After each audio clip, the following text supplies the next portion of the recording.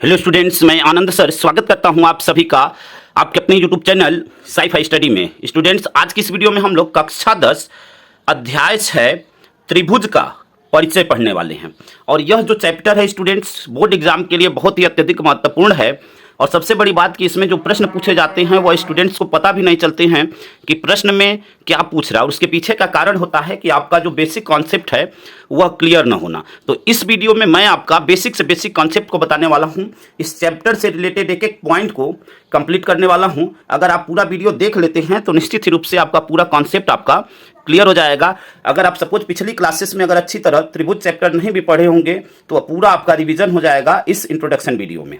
ठीक है, तो वीडियो को शुरू से अंत तक जरूर देखिएगा। यहाँ पे जो भी सिलेबस आपको कंप्लीट करवाया जा रहा है वह न्यू सिलेबस जो 2024-25 के लिए गवर्नमेंट द्वारा जारी किया गया है उसके हिसाब से आपको कंप्लीट करवाया जा रहा है।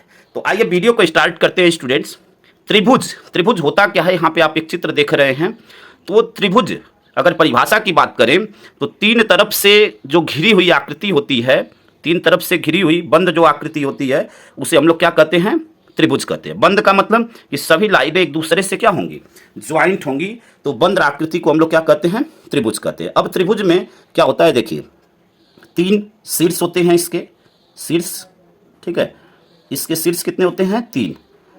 ठीक, कोण कितने होते हैं, तीन। कोण कितने होते हैं, तीन। भुजा कितनी होती है, तीन। ठीक है, भुजा कितनी होती है, तीन। देखिए अब यहाँ पे यह कोण है, यह एक कोण है, एक कोण यह है और एक कोण यह है। यानी कोण की बात करें तो जो त्रिभुज होता है उसके तीन कोण होते हैं। भुजा, तो यहाँ पे एक भुजा यह है, अगर हम नाम रख दें इसका ए बी सी, तो ए बी सी अगर हम नाम रख दें तो तीन भुजा, एक ए बी, एक ए सी और एक बी सी, यह तीन भुजाएं होंगी, तीन कोण हो गए। शीर्ष का मतलब यह होता है जहाँ पे दो लाइनें आकर मिलती हैं तो यह उसका शीर्ष हो जाएगा। सिंपल आप कह सकते हैं कि जहाँ पे कोना बनता है, जैसे एक लाइन इधर से आई एक लाइन इधर से आई, यहाँ पे मिल रहे हैं तो वह उसके शीर्ष कहलाएंगे। तो यह तो बातें थी त्रिभुज से, जो कि बेसिक चीज़ें आपको जानना जरूरी है। आगे यह है कि त्रिभुज के जो तीनों कोणों का योग होता है वह 180 अंश होता है। त्रिभुज के तीनों कोणों का योग कितना होता है, 180 अंश। यानी जो त्रिभुज होता है उसके तीनों कोणों को अगर जोड़ा जाए तो उसका योग क्या होता है, 180 अंश होता है। परिभाषा हमने बताया कि तीन तरफ से घिरी हुई बंद आकृति को हम लोग क्या कहते हैं, त्रिभुज कहते हैं। अब देखिए, अब त्रिभुज के संभव होने की स्थिति क्या होती है। अगर हम बात करें त्रिभुज के संभव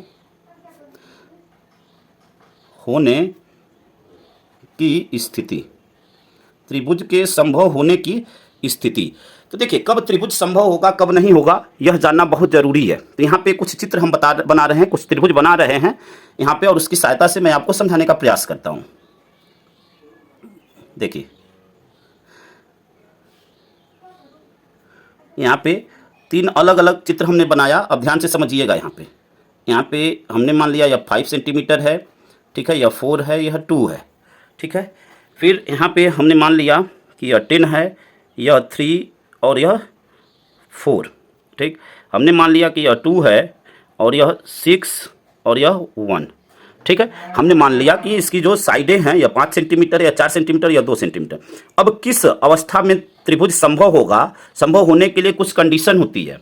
तो देखिए कंडीशन क्या होती है स्टूडेंट्स की, यदि सबसे जो बड़ी भुजा उसको छोड़ेंगे पहले, जैसे यह यहाँ पे क्या है, सबसे बड़ी भुजा है, ठीक, बड़ी भुजा यानी यह 5 सेंटीमीटर है, यह दोनों 4 सेंटीमीटर हैं। देखिए हम नाप कर यहाँ पे नहीं बना रहे हैं, आपको रफली बस ध्यान रखना है, ठीक है। अब अगर इन दोनों को जोड़ने पर जो दो छोटी भुजाएं हैं, यदि उनको जोड़ने पर वह तीसरी से बड़ी हों तब तो त्रिभुज संभव है, और अगर बड़ी नहीं है तो त्रिभुज संभव नहीं है। कहने का मतलब क्या हुआ कि यहाँ पे छोटी भुजा 4 और 2 है, इन दोनों को जोड़ेंगे तो 4 और 2 क्या हो जाएगा, 6 होगा। 4 और 2 6, यानी 6 बड़ा है 5 से, ठीक है ना। यानी दो छोटी भुजाओं का जो जोड़ है, सम है, वह क्या होना चाहिए, तीसरी जो बड़ी भुजा है उससे क्या होना चाहिए, बड़ा होना चाहिए। तो इस स्थिति में त्रिभुज संभव है, क्या है, संभव है, ठीक है। यहाँ पे देखिए, यहाँ पे बड़ी भुजा यह 10 है और दो छोटी भुजाएं क्या हैं, 3 है और 4 है। तो 4 और 3 क्या होगा, 7। अब यहाँ पे आप देख रहे हैं कि जो 7 है वह तीसरी भुजा से छोटा है। 7 क्या है? तीसरी भुजा से छोटा है। तो यहाँ पे त्रिभुज संभव नहीं है, संभव नहीं है। ठीक है, यहाँ पे देखिए, यहाँ पे सबसे बड़ी भुजा क्या है? 6 है। छोटी भुजाएं क्या हैं? 2 और 1। तो 2 और 1 3। अब यहाँ पे आप देख रहे हैं कि 3 छोटा है और 6 यहाँ पे बड़ा है। ठीक है ना, जो तीसरी भुजा होगी, ठीक है ना, यहाँ पे देखिए इन दोनों को जोड़ने पर 2 और 1 3 और तीसरी भुजा कितनी है? 6। तो अगर यह दोनों जोड़ने पर या क्या होगा? अगर छोटा हो गया तो संभव नहीं है। जैसे यहाँ पे देखिए इन दोनों को जोड़ने पर क्या हुआ? तीसरे से छोटा, तो संभव नहीं है। तो यहाँ पे क्या लिखेंगे? संभव नहीं है। ठीक है, यहाँ पे देखिए फिगर और बनाते हैं और इसको आपको बताना है कि यह संभव है या नहीं है। इसका आंसर आप कमेंट बॉक्स में देंगे। तो यहाँ पे हम साइडें लिख देते हैं 5, 3 और 7 और इसका आंसर आपको कमेंट बॉक्स में देना है। ठीक है, अब यहाँ पे देखिए अगर इसके संभव की हम बात करें तो यहाँ पे देखिए 5 और 3, सबसे बड़ी भुजा 7 है, 5 और 3 ऐड किए तो 8 हुआ, यानी 8 बड़ा है 7 से। तो यहाँ पे यह क्या होगा? संभव है। ठीक है, संभव है। ठीक है, तो यह होता है त्रिभुज के संभव होने की स्थिति। उम्मीद करते हैं कि दोनों पॉइंट को आप समझ गए होंगे कि त्रिभुज क्या होते हैं और त्रिभुज के संभव होने की स्थिति क्या होती है। अब हम लोग जानेंगे त्रिभुज के प्रकार। त्रिभुज के प्रकार, तो यहाँ पे त्रिभुज के प्रकार, तो देखिए त्रिभुज जो होते हैं स्टूडेंट्स, एक तो उनका वर्गीकरण 2 रूपों में होता है, एक तो भुजा के आधार पे और एक होता है उनके कोण के आधार पे। तो सबसे पहले हम लोग बात करेंगे भुजा के आधार पे। किसके आधार पे? भुजा के आधार पे। भुजा के आधार पर, तो भुजा के आधार पर अगर हम बात करें तो यहाँ पे देखिए त्रिभुज हम बनाते हैं, ध्यान से समझिएगा। अब यहाँ पे भुजा के आधार पे यहाँ पे 3 प्रकार के होते हैं। और कौन कौन से? तो यहाँ पे हम लोग इसके चित्र के माध्यम से समझेंगे कि कौन कौन से प्रकार के होते हैं। तो देखिए यहाँ पे आप देख रहे हैं कि तीनों भुजाएं बराबर हैं। यह भुजा, तीनों भुजाएं आपस में क्या हैं? बराबर हैं। तो यदि जिस त्रिभुज की तीनों भुजाएं बराबर हों उसे हम लोग कहते हैं समबाहु। उसे क्या कहते हैं? समबाहु त्रिभुज। समबाहु त्रिभुज। देखिए सम का मतलब होता है बराबर और बाहु मतलब होता है भुजा। ठीक है ना, सम मीन्स बराबर और बाहु मीन्स भुजा। तो जिस त्रिभुज की तीनों भुजाएं बराबर हों उसे हम लोग क्या कहते हैं? समबाहु त्रिभुज। जिस त्रिभुज की तीनों भुजाएं बराबर हों उसे क्या कहते हैं? समबाहु त्रिभुज। ठीक है, उम्मीद करते हैं कि इस बात को आप समझ गए होंगे। अब यहाँ पे देखिए, हाँ यहाँ पे इस फिगर को ऐसे यहाँ पे इधर बना लेते हैं, थोड़ा सा गड़बड़ हो गया है। ठीक है ना, अब यहाँ पे देखिए, यहाँ पे हम कहें कि अगर इस त्रिभुज की 2 भुजाएं बराबर हों, कोई 2 भुजा हो सकती है। ठीक है, हम कहें इस त्रिभुज की 2 भुजाएं बराबर हैं तो उसको हम लोग बोलते हैं, अगर देखिए अब 2 भुजाएं बराबर होंगी तो क्या होंगी? सम। सम मीन्स बराबर। 2 को हम लिखते हैं द्विव, तो उसको बोलते हैं समद्विबाहु। क्या बोलते हैं? समद्विबाहु त्रिभुज। ठीक है, अब यहाँ पे अगर हम कहें कि तीनों भुजाएं अलग अलग हैं, यहाँ पे यह भुजा और यह भुजा तीनों अलग अलग हैं, तो उसको हम लोग बोलते हैं विषम बाहु। विषम बाहु त्रिभुज। विषम बाहु त्रिभुज। ठीक है, देखिए फिर से एक बार समझ लेते हैं। ऐसा त्रिभुज, अगर परिभाषा की बात करें तो ऐसा त्रिभुज जिसकी तीनों भुजाएं आपस में बराबर हों तो उसे हम लोग समबाहु त्रिभुज कहते हैं। ऐसा त्रिभुज जिसकी कोई 2 भुजा आपस में बराबर हो उसे समद्विबाहु कहते हैं, क्योंकि सम मीन्स होता है बराबर, द्विव मतलब 2, बाहु मतलब भुजा।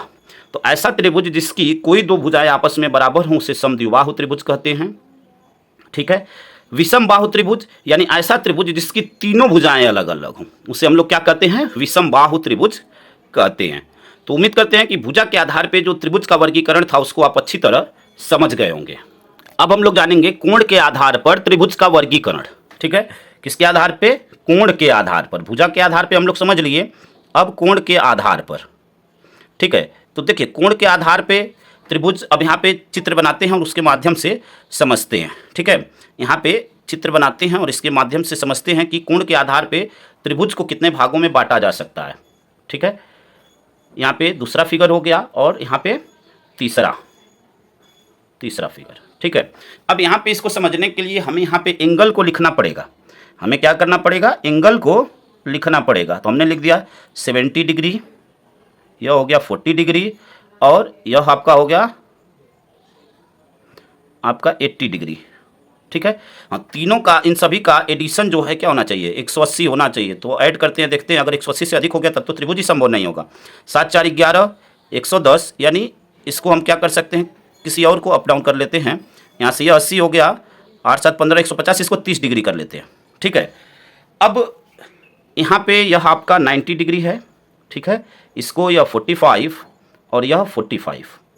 ठीक है, अभी आपको समझाते हैं, परेशान नहीं होना है आपको, कहीं पे भी कोई भी प्रॉब्लम नहीं होगी। ठीक है, अगर आप एक एक पॉइंट को समझते जाएंगे। हम मान लेते हैं कि यह 95 डिग्री है।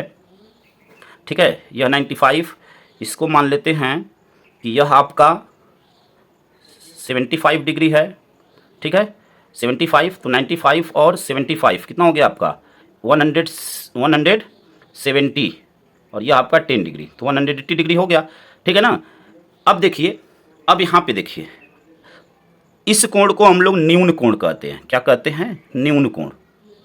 क्या पहचान होती है यह भी आपको बताते हैं। देखिए, न्यून कोण में जो तीनों कोण होते हैं वह सभी 90 डिग्री से छोटे होने चाहिए।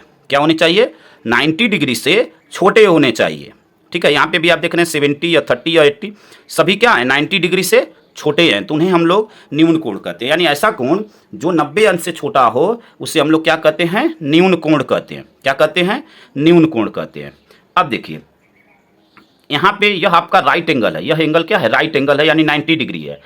तो ऐसा कोण जिसका, ऐसा त्रिभुज जिसका एक कोण 90 अंश हो। ठीक है ना, बाकी से नहीं मतलब, बाकी कम या अधिक हो सकते हैं, लेकिन ऐसा त्रिभुज जिसका एक कोण 90 अंश हो उसे समकोण त्रिभुज कहते हैं, या न्यून कोण त्रिभुज हो गया, उसे क्या कहते हैं, समकोण त्रिभुज, समकोण त्रिभुज। ठीक है, फिर से सुन लीजिए, ऐसा त्रिभुज जिसका एक कोण 90 डिग्री हो उसे हम लोग समकोण त्रिभुज कहते हैं।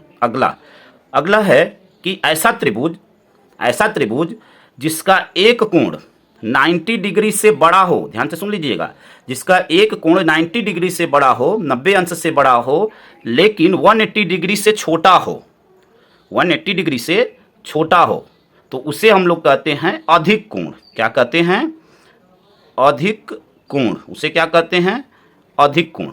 ठीक है, यहाँ पे आप देख रहे हैं कि यह आपका 95, तो 90 डिग्री से बड़ा है। ठीक है, 180 से छोटा होना चाहिए। तो जिस त्रिभुज का एक कोण 90 डिग्री से बड़ा हो और 180 डिग्री से छोटा हो उसे अधिक कोण कहते हैं। ऐसा त्रिभुज जिसका एक कोण एग्जैक्ट 90 डिग्री का हो उसे समकोण त्रिभुज कहते हैं। और ऐसा त्रिभुज जिसके सभी कोण, तीनों कोण 90 डिग्री से छोटे हों उसे न्यून कोण कहते हैं। तो यह हुआ आपका त्रिभुज के प्रकार में, एक तो भुजा के आधार पर और एक कोण के आधार पर। उम्मीद करते हैं कि इन दोनों को आप बिल्कुल अच्छी तरह समझ गए होंगे। अब नीचे यहाँ पे आपको कुछ त्रिभुज दिए गए हैं और उसका आंसर आपको कमेंट बॉक्स में देना है कि कौन न्यून कोण है, कौन समकोण है, कौन अधिक कोण है। यहाँ पे 3 अलग अलग त्रिभुज बनाए गए हैं और उनके कोणों की माप लिखी गई है, जिसका आंसर आपको कहाँ पे देना है, कमेंट बॉक्स में देना है। ठीक है, यहाँ पे या 40 डिग्री, 50 डिग्री या 90 डिग्री, या 48, 102, 30 डिग्री, या 60 डिग्री, 80 डिग्री और 40 डिग्री। और इसका आंसर आपको कमेंट बॉक्स में देना है कि यह कौन सा, इसमें कौन सा न्यून कोण है, कौन सा समकोण है और कौन सा अधिक कोण है। ठीक है, उम्मीद करते हैं कि यहाँ तक आप बिल्कुल अच्छी तरह समझ गए होंगे। अब बहुत ही अत्यधिक महत्वपूर्ण टॉपिक की तरफ हम लोग बढ़ रहे हैं। सबसे अधिक प्रॉब्लम होती है कोण लिखने में, तो कोण को लिखेंगे कैसे यह जानना बहुत जरूरी है। ठीक है, तो आइए उसको समझते हैं। तो देखिए, कोण लिखने का तरीका क्या होता है इसको समझना बहुत ज़रूरी है। जब मैं इस क्लास में था तो मुझे भी बहुत प्रॉब्लम होती थी कोण लेने में, कि हम कोण किधर से लें, कैसे लें, किस प्रकार से लें कोण को। तो इस वीडियो में कोण लिखने का जो तरीका होता है, कैसे कोण लेते हैं, वो पूरा मैं आपको समझाने वाला हूँ। आपको ध्यानपूर्वक समझना है कि कोण कैसे लेते हैं। यहाँ पे 3 अलग अलग त्रिभुज हमने बनाया हुआ है। अब यहाँ पे इसको समझते हैं। मान लीजिए यह पॉइंट आपका ए है, यह बी है, यह सी है। ठीक है, अब यहाँ पे अगर कोई कहे आपसे कि कोण लेना है, सपोज आपको कोण बी को लिखना है, तो कैसे लिखेंगे। ठीक है, तो सबसे पहले कोण को जो रिप्रेजेंट करने का तरीका होता है, जो चिन्ह होता है, यह होता है, आप जानते भी होंगे। अब कोण बी लिखना है तो देखिए, जिसको लिखना है उसको हम हमेशा बीच में लेंगे, जिसको लिखना है, जिस कोण को प्रदर्शित करना है उसको हमेशा बीच में। अब देखिए, अब या तो हम यहाँ से ए पॉइंट से चालू कर सकते हैं या सी पॉइंट से चालू कर सकते हैं। अगर हम ए से चालू करते हैं तो ए को इधर लिख देंगे ए, फिर बी और फिर सी। अब आपके मन में प्रश्न चल रहा होगा कि क्या और किसी तरह से लिख सकते हैं? बिल्कुल लिख सकते हैं। या कोण बी हमेशा बीच में। अब इधर से चलते हैं तो सी, बी और ए, तो सी को हमने इधर लिख लिया और ए को इधर लिख लिया। यह दोनों, अगर हमें कोण बी को प्रदर्शित करना है तो यह दोनों तरीके हैं जिससे हम उसको प्रदर्शित कर सकते हैं। अगर आपसे कहे कि कोण सी को दिखाइए, ठीक है, तो कोण सी को अब हम यहां से चलेंगे तो ए सी बी, कोण सी हमेशा बीच में रहेगा, ठीक है। अब एक बार इधर से चलें अगर तो ए पहले, फिर सी, फिर बी। या अथवा इसी को अगर इधर से दिखाएं तो सी को दिखाना है तो सी तो बीच में रहेगा। अब इधर से चले तो बी सी ए, बी सी ए, ठीक है। अगर हमें इस कोण को दिखाना है, कोण ए को, तो उसको लिखने का तरीका क्या होगा? देखिए, जिस कोण को भी लिखना है वह कोण होगा बीच में। हमने लिख दिया इसको बीच में। इधर से चलते हैं तो बी ए सी, क्या हो जाएगा? बी ए सी। या अथवा अगर हम इधर से चलते हैं तो सी ए बी, यह दोनों तरीके सही हैं। बस यह आपको ध्यान रखना है कि जिस कोण को, जिस एंगल को आपको दिखाना है वह बीच में होना चाहिए। इसको क्या लिख सकते हैं? सी ए बी। तो यह दोनों तरीके संभव हैं उस त्रिभुज को लिखने के, ठीक है। अब देखिए यहाँ पे अगर हम इसका नाम दें P Q R, P Q R, और यहाँ पे आपसे कहें कि आप दिखाइए यहाँ पे कोण पी को, ठीक है, तो हम इसको दो तरह से दिखा सकते हैं। जैसे यहाँ पे दिखाया गया है तो क्या लिख सकते हैं इसको? कोण क्यू पी आर, कोण क्यू, हमें पी बीच में दिखाना है, बस यह बात ध्यान रखना। इधर क्यू लिख दें और इधर आर लिख दें। अथवा इसी को और क्या दिखा सकते हैं? कोण, अब यहाँ पे देखिए पी को बीच में, यहाँ पे आर दिखा दें, फिर पी, फिर क्यू, तो आर पी क्यू। हमें अगर कोण आर को दिखाना है तो हम इधर से दिखा सकते हैं पी आर क्यू, तो लिख सकते हैं कोण पी, जिसको दिखाना है वह बीच में, आर और फिर क्यू, ठीक है। अथवा अब यहाँ पे आर को दिखाना है तो इधर से भी दिखा सकते हैं कोण क्यू आर पी, ठीक है। तो यह जो है उसको दिखाने के तरीके हैं। हमें अगर कोण क्यू को दिखाना है, जिसको दिखाना है वह होगा बीच में, इसको बीच में दिखा दिया गया पी क्यू आर। अथवा यह क्या हो जाएगा? R Q P. तो इस टाइप से यह होता है कोण लिखने का तरीका। मैं भी जब इस क्लास में था तो बहुत अत्यधिक कन्फ्यूजन होता था, बहुत अधिक प्रॉब्लम होती थी, लेकिन उस टाइम पे इतनी सुविधाएं उपलब्ध नहीं थी, इतना कोई समझाने वाला नहीं था। आज के टाइम में ऑनलाइन का ज़माना है, आपको बहुत सारी ऐसी वीडियो मिलेंगी, ठीक है।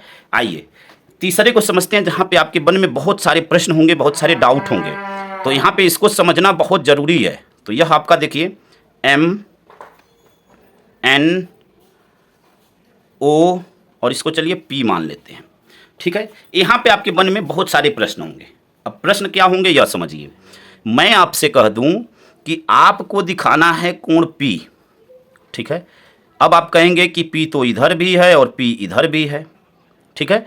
तो अब अगर हम कहें कि इसको दिखाना है तो आप देखेंगे कि यहाँ पे जो कोण बन रहा है वह किन किन लाइनों को मिलाकर कोण बन रहा है।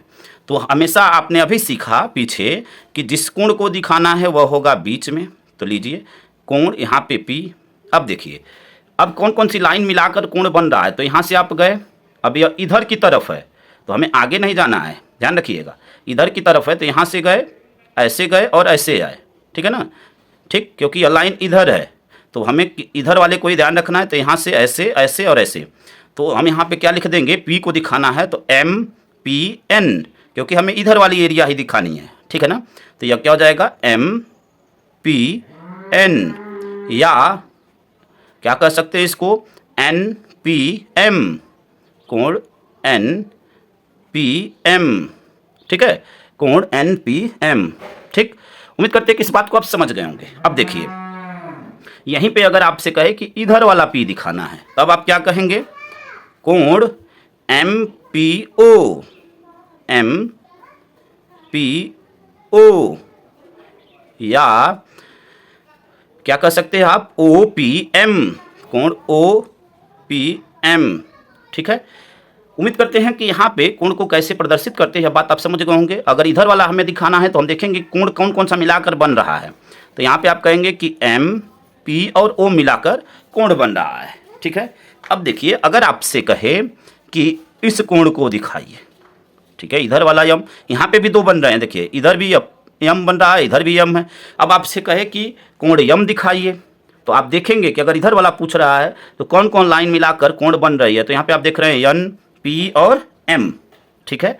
तो अब इसको कोण को लेंगे, ठीक है, जिसको लेना है वह बीच में। तो हम इधर से अगर करते हैं तो एन एम पी, यह क्या हो जाएगा एन एम पी, या इसी को हमें P को बीच में दिखाना है तो इधर से चलें पी एम एन, कोण पी एम एन, ठीक है।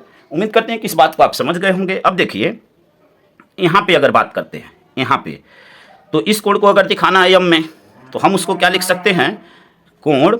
अब इस देखेंगे कि कौन कौन सी लाइन मिलाकर कोण बन रही है। तो यहाँ से इधर इधर यानी एम ओ पी बन रहा है।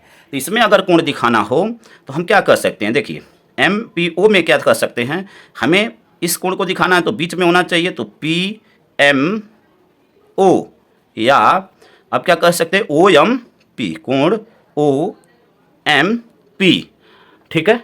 उम्मीद करते हैं कि इतनी बात आप अच्छी तरह समझ गए होंगे। अब अगर आपसे पूरा कोण पूछता, सपोज ऐसे पूछता पूरा कोण एम, तब आप इसको क्या लिख सकते हैं, कोण एन एम ओ, कोण एन एम ओ, या अगर यहाँ से चलें तो ओ एम एन, कोण ओ एम एन, ठीक है। वैसे ही अगर आपसे यह कोण पूछे तो पहले आपको देखना है कि किस कोण में बात हो रही है। अगर इसमें बात होगी तब तो आप लिखेंगे पी एन एम, ठीक है। अगर एन की बात हो रही है मान लीजिए, अगर हम कहें कि त्रिभुज एन पी और एम में, ठीक है ना, एन पी और एम में बात हो रही है, तब तो आप उसको इस टाइप से लिखेंगे, ठीक है। देखिए तब तो आप उसको लिखेंगे त्रिभुज P N M, P N M, ठीक है।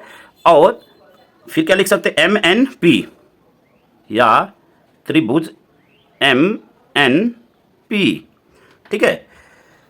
अगर पूरे त्रिभुज में पूछे आपसे, एम एन ओ में पूछे, तो आप इसको क्या लिख सकते हैं, त्रिभुज एम एन ओ, ठीक है, त्रिभुज एम एन ओ या त्रिभुज ओ एन एम, ठीक है। ऐसे ही आप अगर ओ को लिखना हो तो आप क्या लिख सकते हैं, अगर इस त्रिभुज में बात कर रहा है एम पी ओ में, तो आप उसको लिख सकते हैं त्रिभुज एम ओ पी या त्रिभुज पी ओ एम, ठीक है। और बड़ी त्रिभुज में पूछ रहा है तो आप कहेंगे एन ओ एम और एम ओ एन, ठीक है। इस टाइप से हम लोग कोण को लिखते हैं। और यह कोण लिखने का क्या होता है, तरीका होता है। इसमें बहुत अत्यधिक कन्फ्यूजन होता है, क्योंकि हमें भी अपने टाइम में इसमें बहुत अधिक कन्फ्यूजन होता था, ठीक है, बहुत अधिक कन्फ्यूजन होता था। अब हम लोग जानेंगे पूरक और संपूरक कोण, ठीक है। पूरक कोण क्या होता है और संपूरक कोण क्या होता है, यह जानना जरूरी है, ठीक है। तो देखिए यहाँ पे पूरक कोण,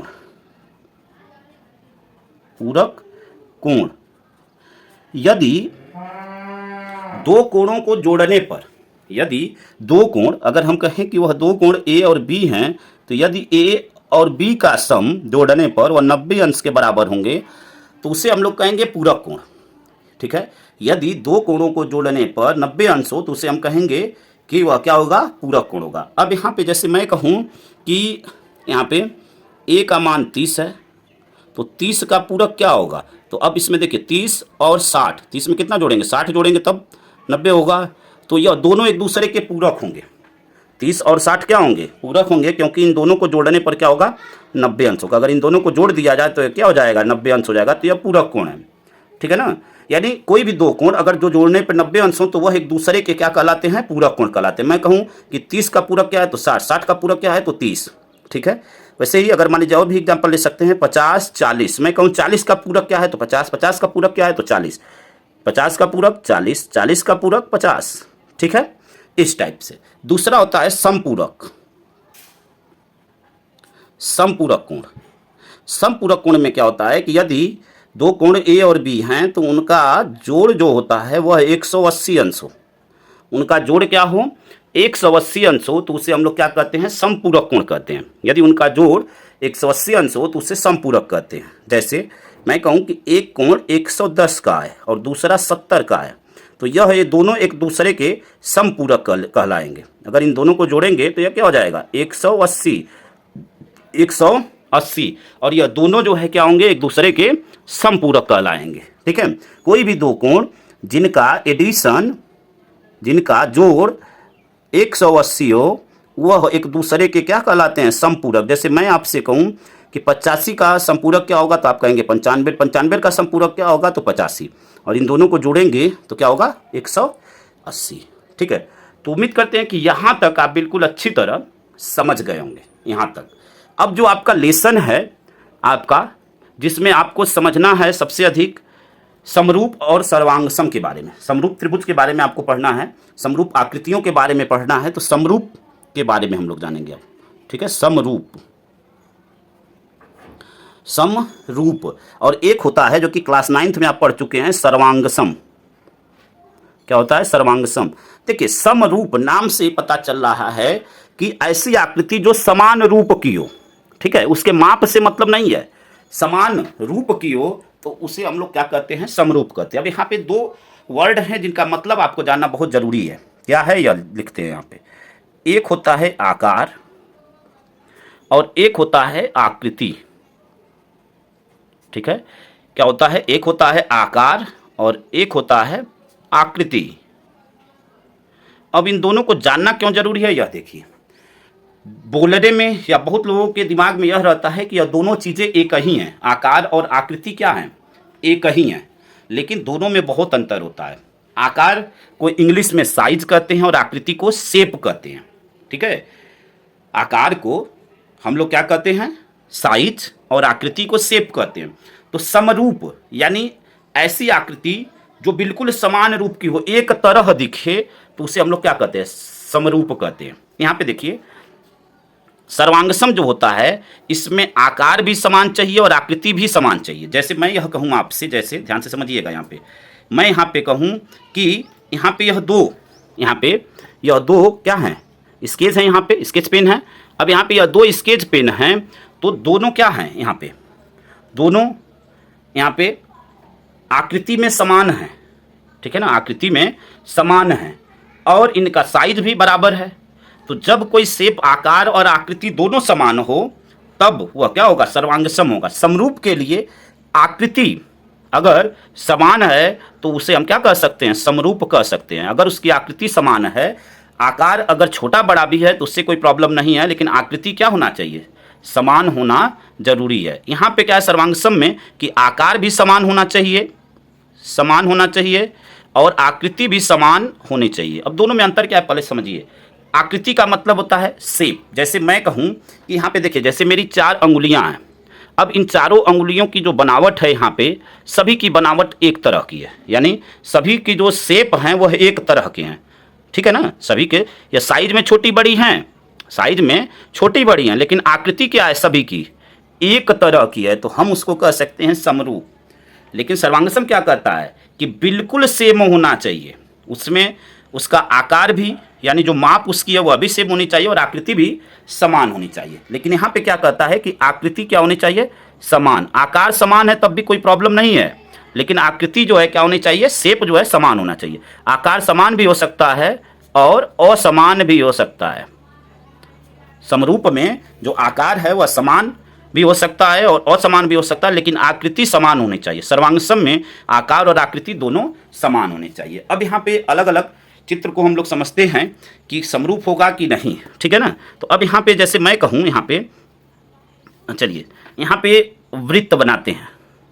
ठीक है, हम हाथ से ही बना रहे हैं ताकि अगर हम यहाँ पे अगर बनाने के लिए हम टाइम लेंगे तो वीडियो बहुत लंबा हो जाएगा, आपको समझना है। यहाँ पे 2 अलग अलग वृत्त बना रहे हैं जो कि साइज में क्या हैं छोटे बड़े हैं।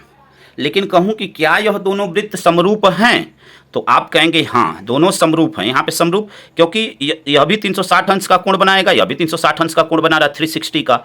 दोनों की आकृति क्या है समान है, क्योंकि दोनों क्या हैं वृत्त हैं। ठीक है ना, दोनों वृत्त हैं, तो हम कहेंगे कि यह समरूप है। हमें पढ़ना समरूप के बारे में है, तो अधिक से अधिक बातें हम लोग समरूप के बारे में करेंगे। सर्वांगसम के बारे में क्लास 9th में आप ऑलरेडी पढ़ चुके हैं। ठीक है ना, और उसके बारे में हम पूरा वीडियो अपलोड किए हुए हैं। अगर वो अभी आप वीडियो देखना चाहते हैं तो प्लेलिस्ट में आप जाकर देख सकते हैं। ठीक, दूसरी चीज़ यहाँ पे देखिए, मैं यहाँ पे एक आकृति बना रहा हूँ जो कि वर्ग है। ठीक है, क्या है? वर्ग है। देखिए मैं नाप कर नहीं बना रहा हूँ, थोड़ा छोटा बड़ा हो सकता है, आपको समझना है। ठीक है ना। यह क्या है? यह आपका वृत्त और यह क्या है? वर्ग। ठीक, यह आपका क्या है? वर्ग। पहला है वृत्त और दूसरा है वर्ग। तो यहाँ पे जो वर्ग हैं वह क्या है? बिल्कुल एक तरह के आकृति में समान है। ठीक है ना। इनकी जो आकृतियाँ, जो बनावट है इनका जो शेप है वह क्या है? एक तरह का है। इनका शेप क्या है? एक तरह का है। तो हम कहेंगे कि यह समरूप है।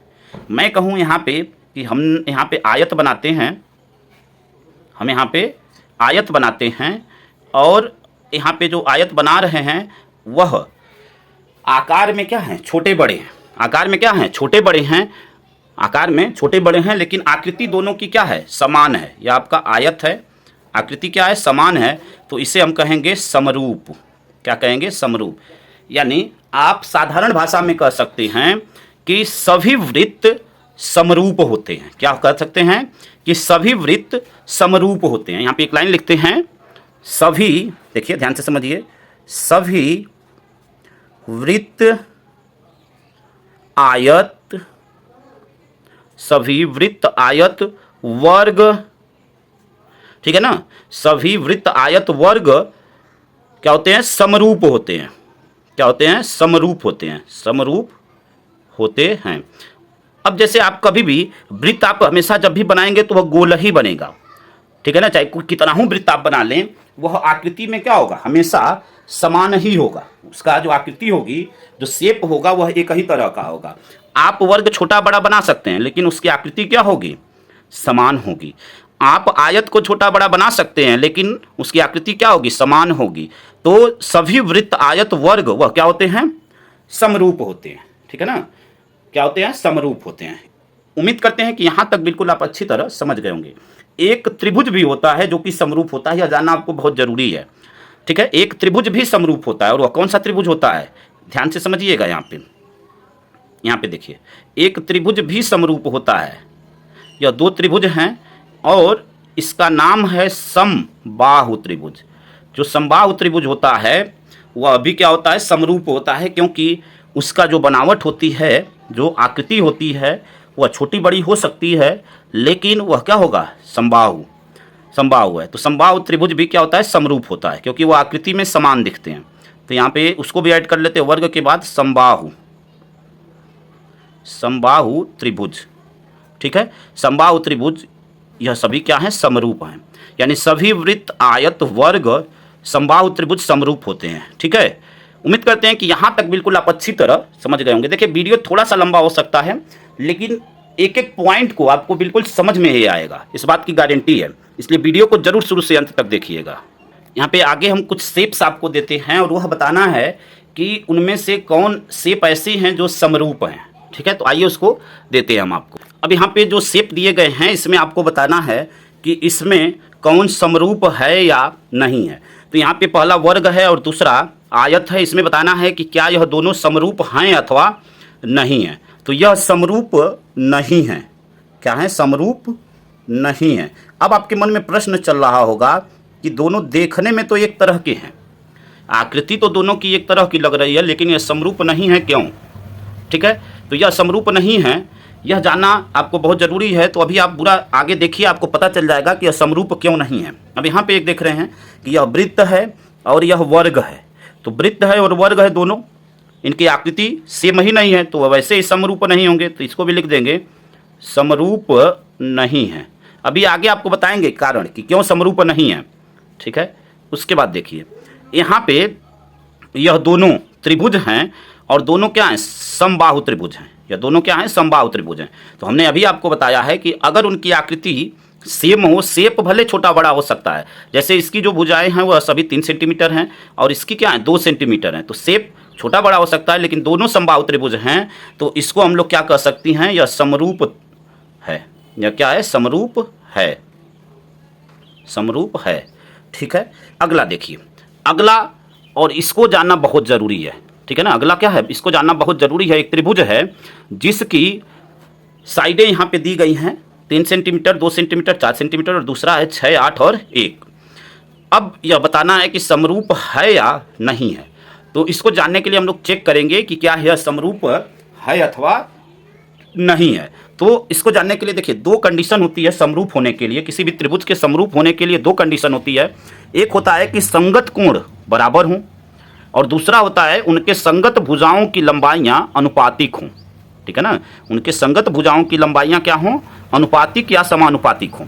ठीक है ना, संगत कोण बराबर हों इसका क्या मतलब हुआ, और उनकी संगत भुजाओं की लंबाइयां अनुपातिक हों यह मतलब क्या हुआ। जैसे देखिए संगत कोण बराबर हों, जैसे मैं कहूं, जैसे यह दो त्रिभुज है, ठीक, दो त्रिभुज है। अब मैं यहाँ पे कहूँ कि संगत कोण कौन से होंगे, तो यह कोण इसके संगत होगा, ठीक है, यह कोण इस कोण के संगत होगा और यह कोण इस कोण के संगत होगा। या सिंपल आप यह कह सकते हैं कि अगर इस त्रिभुज के अंदर इस त्रिभुज को हम रख दें तो देखिए कौन कौन सा कोण, यह कोण आपस में संगत हो जाएगा, यह कोण आपस में संगत और यह कोण आपस में संगत, तो उसे हम लोग संगत कोण कहते हैं। संगत कोण का मतलब उम्मीद करते हैं कि आप समझ गए होंगे कि इस कोण जो जिसके स्थान पे, जैसे यहाँ पे यह है, अगर मैं नाम रख दूँ या PQR और यह हो जाए आपका A B और C, तो यहाँ पे Q और B संगत होंगे, P और A संगत होंगे, R और C क्या होंगे, संगत होंगे। अब उनके संगत भुजाओं की लंबाइयाँ अनुपातिक हों। अनुपातिक का मतलब क्या है, अब इसको समझते हैं। यहाँ पे देखिए, यहाँ पे अनुपातिक का मतलब कि यह त्रिभुज जो है इसकी लंबाई बटे में इसकी लंबाई इस साइड की, वैसे इसके बटे में यह, अगर यहाँ पे नाम लिख दें, चलिए MNO और यह हो गया PQR। अब इसको हल करके देखेंगे, देखिए क्या लिखेंगे, MN, इस त्रिभुज की लेंथ जो साइड है क्या है MN, यहाँ पे लिख देंगे MN और बटे में PQ बराबर MO और इसमें MO के स्थान पे क्या है PR बराबर NO और इसमें क्या है QR। अगर यह सभी आपस में बराबर हो जाएंगी, इसका मान रखेंगे, अगर बराबर हो जाएंगी तब तो यह समरूप होगा, अगर बराबर नहीं होंगी तो यह समरूप नहीं होगा। तो अब MN का मान क्या है 3, तो यह लिख देंगे 3 बटे में PQ का मान 6, तो 3 बटे में 6, ठीक है, 3 बटे में 6 बराबर MO 2 है, ठीक है, PR कितना है, PR 1, ठीक है ना, MO आपका 2 और PR क्या है 1, ठीक है। तो अब यहाँ पे हमने इसको 1 कर देते हैं, ठीक है, इसको 2 करते हैं, तो यहाँ पे MO क्या हो गया 1 और PR क्या हो गया 2। उसके बाद NO आपका क्या है 4 और QR क्या है 8। अब समानुपातिक का मतलब क्या हुआ, इस बात को समझिए। समानुपातिक या अनुपातिक बातें कई होती है। अब इसको कट करते हैं, तो 4 एक कम 4, 4 दूनी 8, 3 एक कम 3, 3 दूनी 6, यानी यहाँ पे सभी क्या आ गए 1/2, यह भी आया, यह भी 1/2 आया और यह भी 1/2 आया, यानी यह सभी क्या हैं, समानुपातिक हैं, या इनकी जो लंबाई या संगत भुजाओं की जो लंबाइयाँ हैं वह अनुपातिक है। इसी का मतलब हुआ अनुपातिक, यानी सभी आपस में बराबर हुई, तब यह त्रिभुज क्या हो गया, समरूप हुआ। क्या हुआ, समरूप हुआ। यह त्रिभुज क्या हुआ, समरूप हुआ। ठीक है, उम्मीद करते हैं कि यहाँ तक बिल्कुल आप अच्छी तरह समझ गए होंगे। देखिए समरूप को कैसे प्रदर्शित करते हैं यह जानना बहुत जरूरी है। जैसे मैं यहाँ पे कहूँ कि MNO और PQR यह समरूप हैं, जैसे MNO और PQR यानी त्रिभुज PQR और MNO समरूप हैं। तो समरूप को प्रदर्शित करने के लिए इस टाइप से सिंबल हम बनाते हैं, तो यह समरूप को प्रदर्शित करता है। किसको प्रदर्शित करता है, समरूप को। जैसे यहाँ पे बना देते हैं समरूप को प्रदर्शित करने के लिए इस टाइप से, ठीक है, तो यह समरूप को प्रदर्शित करता है। और सर्वांगसम को प्रदर्शित करने के लिए तो क्या करते थे, तो 2 बराबर बनाते थे और इस टाइप से बनाते थे, तब वह सर्वांगसम को करता था। लेकिन समरूप को प्रदर्शित करने के लिए यह चिन्ह होता है वो जो कि समरूप को प्रदर्शित करता है। तो यह था आपका पूरा इंट्रोडक्शन, जिसमें त्रिभुज क्या होता है, त्रिभुज के संभव होने की स्थिति क्या होती है, त्रिभुज के प्रकार, उसके कोण और भुजा के आधार पे कोण को लिखना हम लोगों ने सीखा, पूरक संपूरक कोण सीखा, समरूप और सर्वांगसम सीखा, ठीक है, और एक एक पॉइंट को हम लोगों ने यहाँ पे समझ लिया। उम्मीद करते हैं कि पूरा वीडियो आपको अच्छा लगा होगा, और इस वीडियो को अधिक से अधिक मात्रा में अपने दोस्तों तक शेयर करिए, ताकि उन सभी विद्यार्थियों की हेल्प हो सके जिन्हें यह पूरा टॉपिक अच्छी तरह समझ में नहीं आता है। ठीक है, धन्यवाद। जय हिंद, जय भारत, वंदे मातरम।